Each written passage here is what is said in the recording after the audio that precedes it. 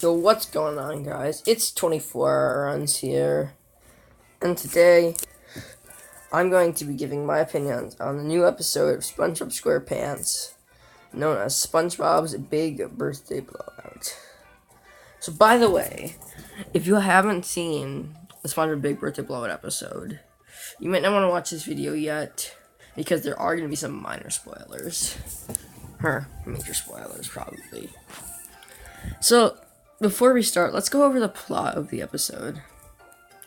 Basically, SpongeBob's friends are planning a party for SpongeBob when he gets back home from his sightseeing tour. It all ends up becoming a mess, and nothing really gets done. All that comes out of it is just SpongeBob's house being destroyed. There were actually a lot of cool things in the new episode. They brought back some old characters, like you could see Mindy for a few seconds. You see, there's one fish. Let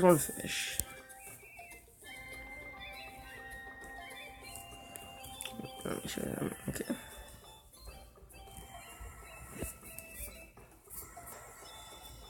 They brought back this fish and a bunch of others.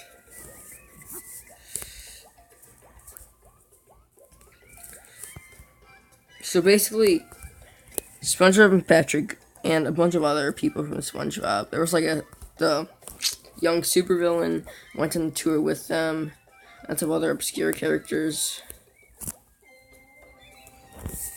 went on the tour with them.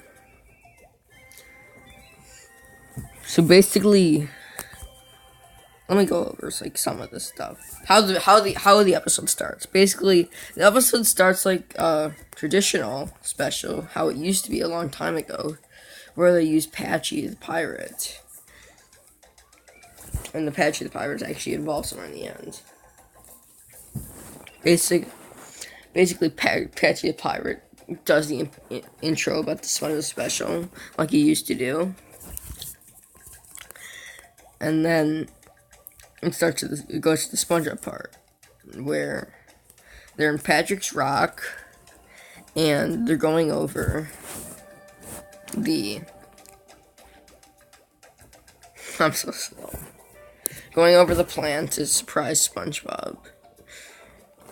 Patrick really doesn't know the plan, but everyone else does. Patrick does kind of know the plan. He goes on a sightseeing tour with SpongeBob, but Plankton gets the key to SpongeBob's house, but also the Krusty Krab, so he tries to get the Krabby Patty secret formula. Well, in the end, he fails, of course. And Mr. Krabs gets the key back. And then they start decorating his house, but it all becomes torture, because, like, they can't decide what kind of theme the party is gonna be. And it ended up, his house ended up getting destroyed. And we'll talk more about that later. So yeah, let's talk about the tour. So the tour is to Surface Land, and there were actually some pretty cool things from the Surface Land. There was actually a scene at the Trusty Slab, which is supposed to be like a real life Krusty Krab. If you couldn't guess that already. There's actually a scene where the voice actors of SpongeBob, Patrick, Plankton, Sandy, Mr. Krabs, and several others were talking, dressed up as those characters, which is very cool. And the most interesting one is probably Plankton, because Plankton was like just a tiny bit shorter than Mr. Krabs. I was trying to get the secret sauce recipe instead of the Krabby Patty secret formula.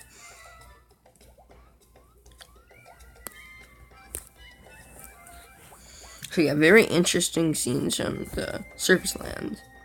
If you haven't seen it, go check those scenes out, because this is actually a pretty okay episode. I'd say this episode, in my opinion about the episode's actually probably above average of a SpongeBob episode. Like, it's not very, like, special, but, like, I'd say it's above average.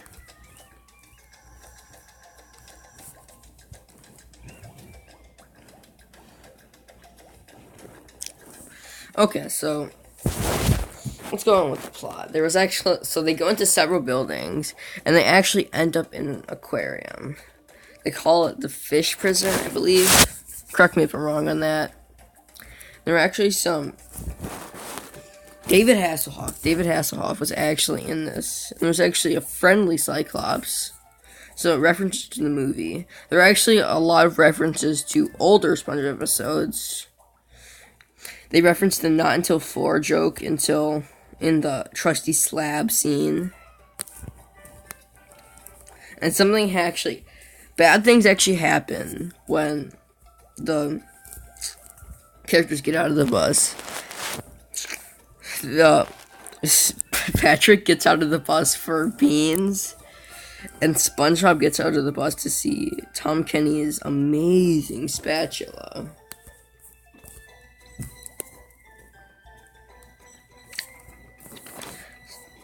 So it's a long tour, and actually we see Patchy the pirate on the road trying to deliver his gift to SpongeBob.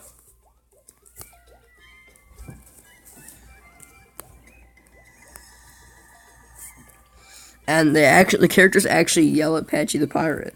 So in this episode, they were actually very close to Patchy the pirate several times, but at the end, they actually end up meeting Patchy the pirate. So I'll talk about that. So basically, after the tour, SpongeBob gets home, and the characters greet him, and they say, "Surprise!" They were all very tired because they didn't expect SpongeBob's tour to last very long. It lasted from morning till night. That's how long it was. They actually ended up They actually ended up in a lot of problems. A dog was chasing them. Landed up in the aquarium, fish prison. They brought a bunch of fish home. Well, it wasn't really their home. Not really. At the time they got out, it was finally in the evening, and then they returned to Bikini Bottom.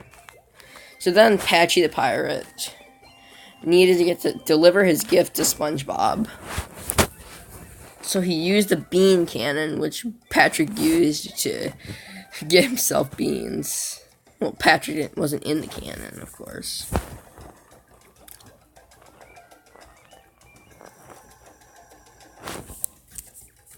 And he shot beans at him, and they dried up all the water, so I had to go to a shower thing and get the water back in the fish tank.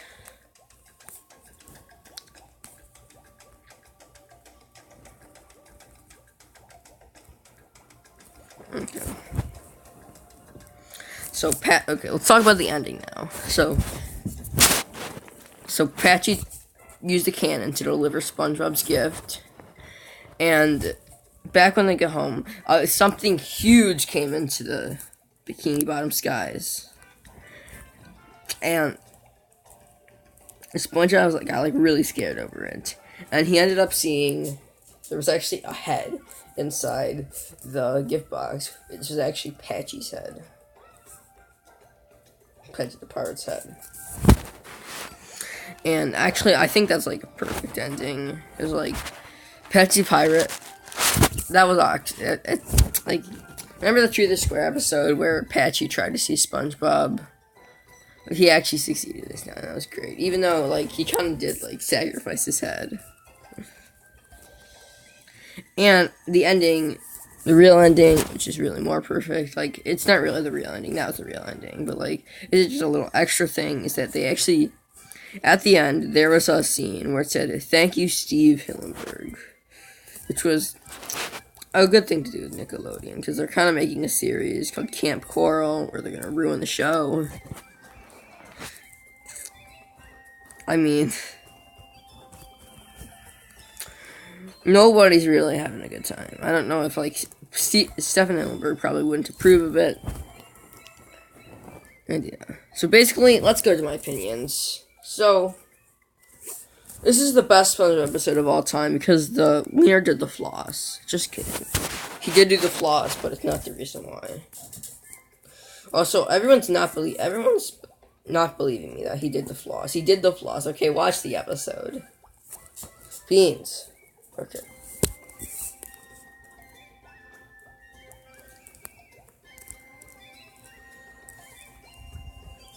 So yeah, this episode is definitely nowhere near the best episode of all time. Just saying that right now. There was actually a new song in. There's actually some new songs in it. One of them was a remix of the theme song, which is a happy birthday to SpongeBob. Also, during each commercial, there was like some celebrities saying happy birthday to SpongeBob. Some of them were good celebrities, some of them bad celebrities. None of that matters, lol. Okay. I thought it was really cool they brought back some old characters and did the trusty slab scene.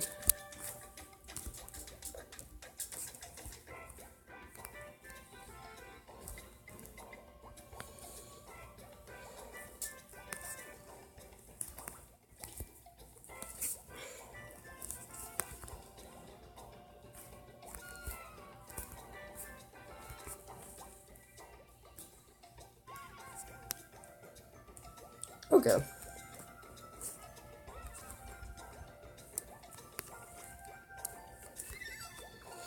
So yeah, this is not the best SpongeBob episode, but this is actually a very good SpongeBob episode.